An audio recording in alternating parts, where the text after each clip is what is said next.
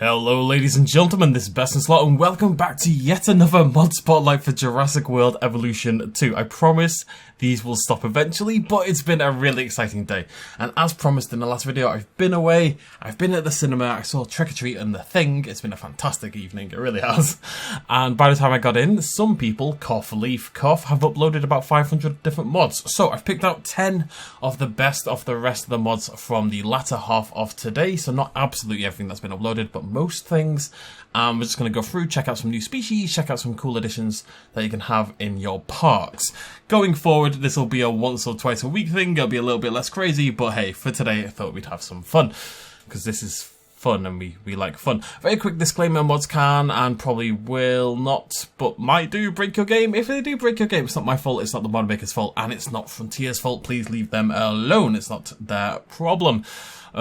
You'll probably be okay, generally speaking, but hey, it's worth noting that it can cause issues, and if you do have problems and your game isn't loading, your saves aren't loading, yada yada, the first thing you should do is uninstall your mods and see if that's the problem. Right, all that said, let's get started with, very excitingly, our first mammalian additions to our parks, starting with Platybelladon.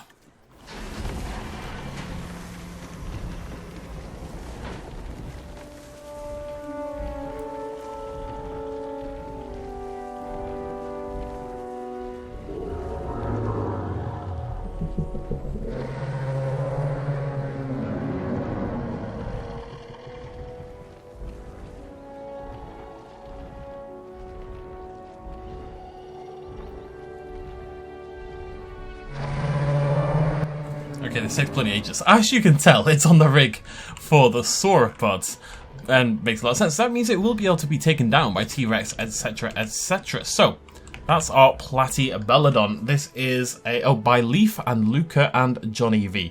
Most of the mods from tonight are made by Leaf, but he's collabed with about 500 different people, like a bloody rap artist, so I have to say the names every time. Anyways, Platybelladon from the middle Miocene epoch. It's obviously an elephant relative, and it used these big old lower tusks over here to apparently strip bark from trees. We used to believe it was a bit of a shoveler, but the theory these days is it uses blah blah blah, that it used the lower tusks to strip bark from trees instead. And it's a big old extinct mammal if you want to have your Pleistocene park, of course. If you want to bring that back one day, it is very strange looking. It's funny, because when it first comes out of the hatchery, from like there, it's just like, oh, it's an elephant. Oh, wait. You know, like that part of it really could just be an elephant. I suspect it may just be an elephant. And then it gets a little bit wild over here at the front. Of course, we have another elephant relative in the Columbian Mammoth. Mammoths.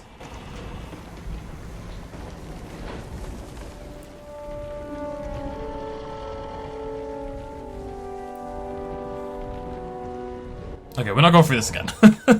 So, the Columbian Mammoth, this time made by Leaf and Luca and Nicholas Lionrider, and otherwise known as the Imperial Mammoth, which is a much cooler name, and again, the Pleistocene epoch, this time from the Americas, and unless I'm totally crazy, there may be a little bit of Asian elephant in there from Planet Zoo.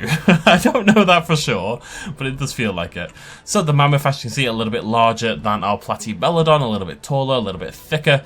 Those big long tusks at the front. Not a furry variant of the mammoth. There were, you know, furry and non-furry variants, and yeah, together it's pretty cool. And it works really well, it's got to be said. On the sauropod rig, it works absolutely fantastically. However, let's get back to the dinosaurs. One more terrestrial creature. We're having a very wet episode, which is always very exciting. This is Aeoni Raptor.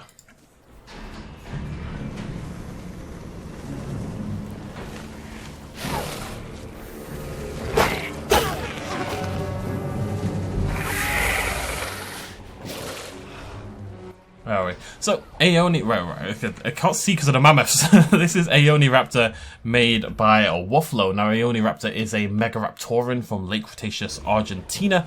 And... yeah, so it's also based on the Pterosaurs rig. You can kind of hear that. You can kind of see it in how the model's made as well. The snout has been elongated though. We've got these lovely sort of cranial ridges over here at the back of the head, and a few changes to the body, and of course this unique pattern.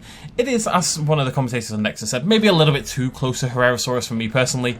It doesn't quite have that special Aeoni Raptor flavour it could probably do with, but hey, it's still pretty cool and it mixes things up a little bit, and the head shape at least does feel demonstrably different. Right, now let's get wet together. So we're going to head over here, starting with the Tylosaurus. I was meant to release this earlier in the first video and for some reason entirely forgot. Wheat, it's not because I hate you or anything. Let's check out the Tylosaurus variant made by, well, Wheat.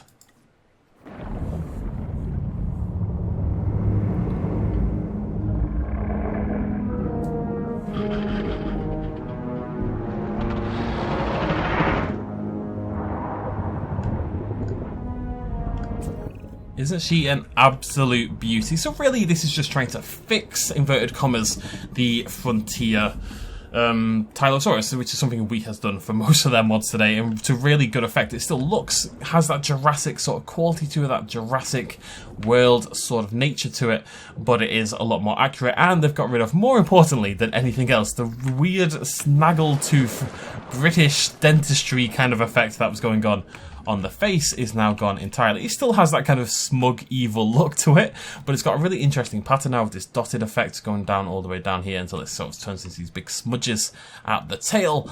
And of course, the face has been fixed. It's very late. But yeah, just generally speaking, this is the kind of mod where I just say, if you're going to use mods, you should have this installed, because it's just a better version of the Tylosaurus. Next lot made by Leaf and Friends. So this is the Helicoprion made by Leaf and Luca. This and the Great White Shark, as you can see, don't have names, and that's because Leaf hates British people and forgot to put in the UK localization for these files. I assume they'll fix it, but until then, it should work fine. It just doesn't have a name if you happen to play on a British version of the game. But anyways, here we go, Helicoprion.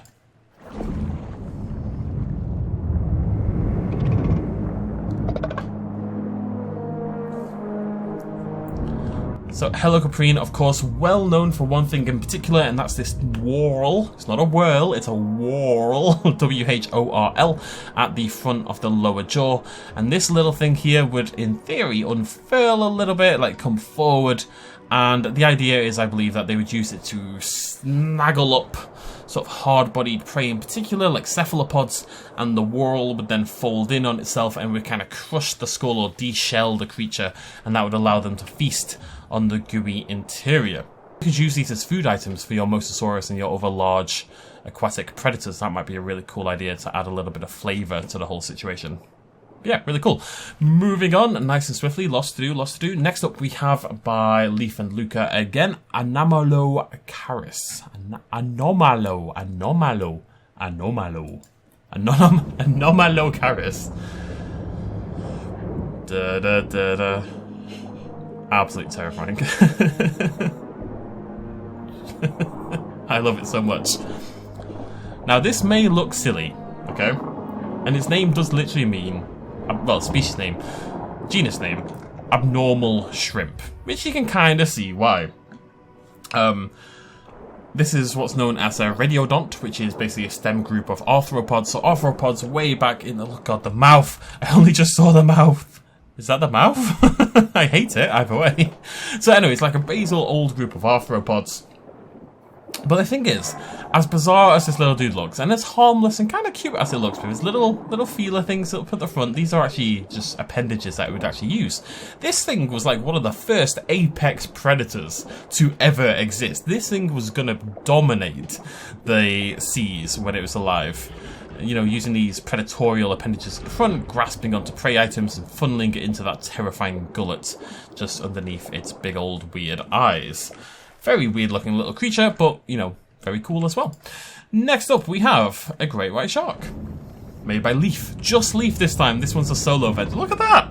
It's like a cheap sci-fi film. I love it. 8 sharks charging forward at once.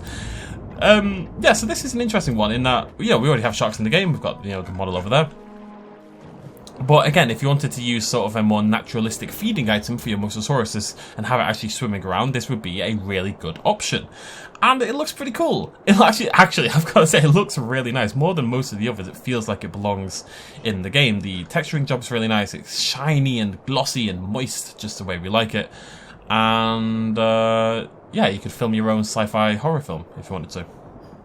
got a very weird aquarium going on here. This is a funky mix of animals.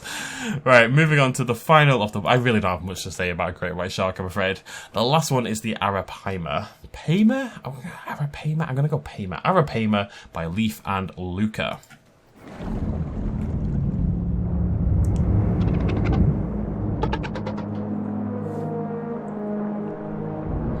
So as you can see, lots of these are fairly teeny tiny baby fish, and again, it's just good for like populating your... We have very few small aquatic creatures in the game actually. So if you wanted to make your lagoons just a bit more interesting, you know, for when you're sitting on your viewing stand, let's just hop down here. Then the creatures like this are actually really useful. Arapaima, of course, still exists. It is a big old fish, one of the biggest freshwater fish on the planet, native to the Amazon and the Essequibo. Funnily enough, though, it's also now invading other places, such as India. Well, that's a lot of sauropods. It's quite funny. So in its native habitat, Arapaima is being hunted to almost the point of extinction. But people are feeding on it a lot, so they're taking it to other places. And in some parts of India, they were farming Arapaima as like a food item. And then there was a big old flash flood. Obviously, the feeding rooms, the farms for the Arapaima flooded, water spills everywhere, the Arapaima escapes and then starts to live in the environment. It's just like the hippos that Pablo Escobar had, or the wallabies in the Isle of Man, right? We have wallabies native in the Isle of Man because they escaped from the zoo like 30 years ago, and now they just live in the Isle of Man. It's very cool. Yeah, anyways, Arapaima, very appropriate for Jurassic World Evolution, especially as a food item, because it's really, really bloody old. There are fossils from 23 million years ago of maybe not exactly Arapaima, but very, very similar fish. So this is a style of fish. This is a species. So this is a genus that has existed for a very, very long time. I've got to say, it's rather beautiful, actually. And again, it fits really well into the game. Again, if you want to build up a straight, just normal aquarium, that's definitely an option, or use it as a food item, something like that. Right, moving on from the wetness, we're going to the flyness. We've got two different pterosaurs to check out, both by Leaf, but this time with Johnny V, our final collaborator of the day. First up, we have Ramphorhynchus. I usually call it Ramphorhynchus, but I'm feeling like it's probably a first sound. Ramphorhynchus, let's go. Okay, calm down. Dum dum. Okay, you're too colourful. You're too colourful. Do any of you not look green? There you go. You're looking pretty good. It's actually a really nice looking pterosaur. It just needs some light. Get in the goddamn light.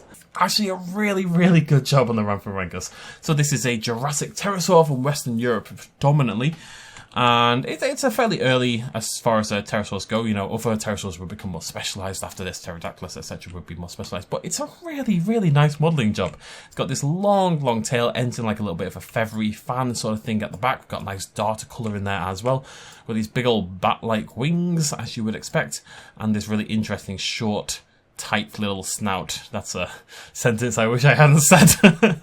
And obviously all these teeth that jut out at slightly strange angles, a little bit forward, and that's going to let them hook onto fish and keep those wiggly fish in their mouth. Wow, this is a strange video. How you doing, buddy? It looks really good. It really does. Again, if Frontier releases, they'll be like, yeah, cool, I'm on board. Once again, made by Leaf and Johnny V, who sounds like a cyberpunk character. This is Nyctosaurus.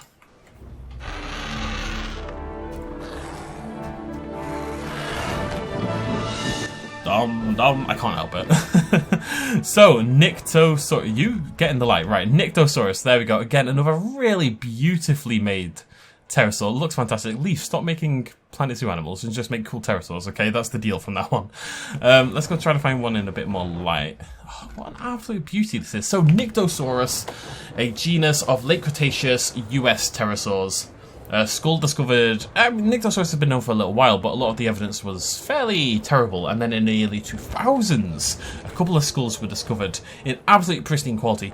And that's where the weird antler-esque crest come from. It's this gigantic sort of backwards L-shaped crest on the head. Can it ever... Wait, what's an L look? I've forgotten what L looks like. That's the right way. Backwards? Forwards. Anyways, that gigantic crest was confirmed thanks to these really well-preserved skeletons.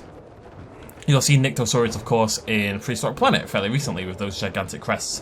What I like about this, of course, is that unlike the Pterodactylus, this one is leaving that crest completely for display, as it probably was in reality. There was some debate about whether there would have been like a skin flap in this gap right here, as you would see in other pterosaurs. But usually if you're looking at a pterosaur skeleton, if you're looking at this crest, you can see like these ridge marks along the bone, and that's where the soft tissue would have attached, which denotes, you know, where the flappy tissue would have been. However, on the Nyctosaurus, there wasn't any such crest markings, you know, so the suggestion is they probably did look like this. And in reality, what it was probably for was not aerodynamics or anything.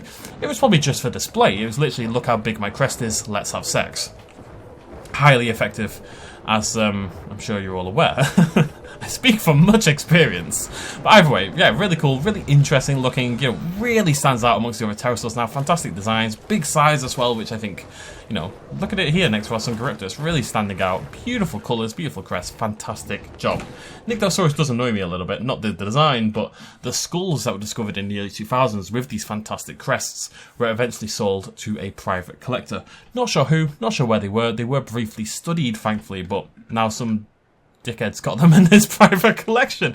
Like, I'm sorry, if you buy to keep in your home a valuable fossil, you're a bad person as far as I'm concerned, right? There's no two ways about it. You're just a bad person and you don't actually love the creature. You're anti-science. Screw you. Right, okay, so that is a fantastic Nyctosaurus, and that is a fantastic set of creatures. We've got mammals, we've got tons of fish, we've got weird shark-like creatures, and we've got some fantastic pterosaurs.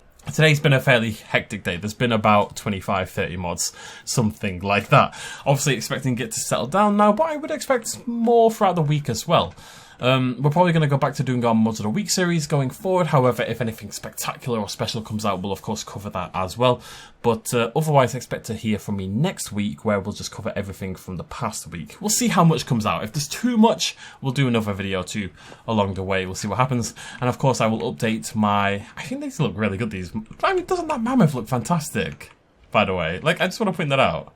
Like, it just fits, I think. I actually think that looks really good. People always worry that all these things won't fit in the Jurassic franchise, but to me, that already, just from there, that looks really cool. And I think they go together. Like, we're already past this point. Let's just lean into it and have some fun. Right, anyways. Thank you very much for joining me. If you enjoyed the video, please do throw me a like down below. You can, of course, download all of these mods from the link in the description, along with the ones from the video earlier today. I'm going to go to bed. Thank you for joining me. Cheers, much of as always. Bye-bye.